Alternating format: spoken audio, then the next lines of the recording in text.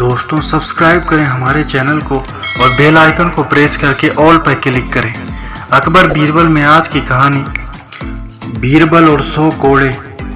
जब महेश दास बड़े हुए तो उन्होंने कुछ मोहरें जो उन्होंने बचा कर रखी थी उसके साथ राजकीय अंगूठी ली तथा अपनी माँ से विदा लेकर बादशाह की राजधानी फतेहपुर सीकरी की तरफ चल दिए। राजधानी में पहुंचकर महेश दास आश्चर्यचकित रह गए। बाजारों की चकाचौंध व रौनक जो उन्होंने पहले कभी नहीं देखी थी। बाजारों में बिकते रंग बिरंगे वस्त्र, गहने, ऊन से बनी टोपियां देखकर उनकी आंखें खुली की खुली रह गई। बड़े बड़े ऊंट, पानी बेचने वालों की आवाजें, जादूगरों द्वारा जुटाई गई भीड़, मंदिरों से आती आवाजें सब उसे आकर्षित कर रही थी। लेकिन महेश अपनी यात्रा के मकसद को बिना भूले महल की तरफ चल दिया। महल के द्वार पर की गई सुंदर नक्काशी को देखकर महेश को लगा कि यह बादशाह के महल का प्रवेश द्वार है, लेकिन वह तो शाही दरबार का बाहरी छोर था। महेश जब महल के द्वार पर पहुंचा तो द्वारपाल ने उसका रास्ता रोकते हुए पूछा, कहाँ जा रहे हो? मैं बादशाह सलामत से मिलने आया हूँ, महेश ने शांति पूर्वक उत्तर दिया। द्वारपाल ने कहा, मूर्ख, तुम क्या सोचते हो कि बादशाह अकबर को केवल यही कार्य रह गया है कि वो हर किसी के साथ मुलाकात करते रहें? उसने महेश को वहां से लौट जाने के लिए कहा, लेकिन जैसे ही महेश ने अकबर की दी हुई शाही अंगूठी निकाली, सैनिक चुप हो गया और दूसरे सैनिक ने राजसी मोहर को पहचान लिया। यह देखकर उसने महेश को अंदर जाने की आज्ञा दी, पर वह उसे ऐसे ही नहीं छोड़ना चाहता था।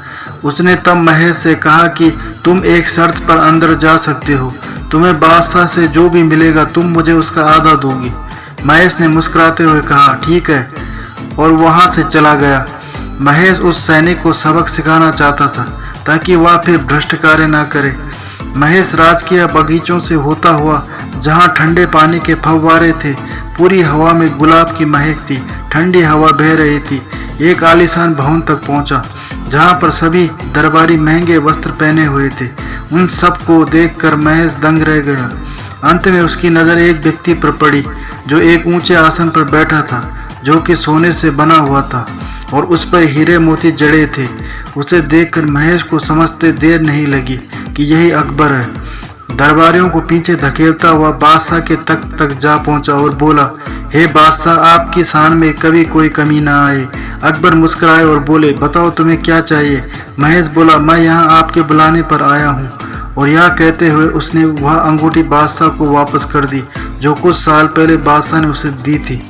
अकबर ने हंसते हुए महेश का स्वागत किया और पूछा, मैं तुम्हारे लिए क्या कर सकता हूँ, तुम्हें क्या दे सकता हूँ? दरबारी उस अजीब से दिखने वाले व्यक्ति को देखकर हैरान थे। आखिर यह कौन है जिसे बादशाह इतना सम्मान दे रहे हैं? महेश ने कुछ पल सोचा और कहा, आप मुझे 100 कोड़े मारने की सजा दीजिए। यह सुनकर दरबार में सन्नाटा छा गया। बादशाह अचरज से बोले, क्या कहते हो? तुमने तो कुछ गलत नहीं किया जिसके लिए तुम्हें 100 कोड़े दिए जाएं। क्या बादशाह सलामत मेरी दिली इच्छा को पूरी करने के वायदे से पीछे हट रहे हैं? नहीं, एक राजा कभी अपने शब्दों से पीछे नहीं हटता। अकबर ने बड़े हिचकिचाते हुए सैनिक को आदेश दिया कि महेश को 100 कोड़े लगाए जाएं।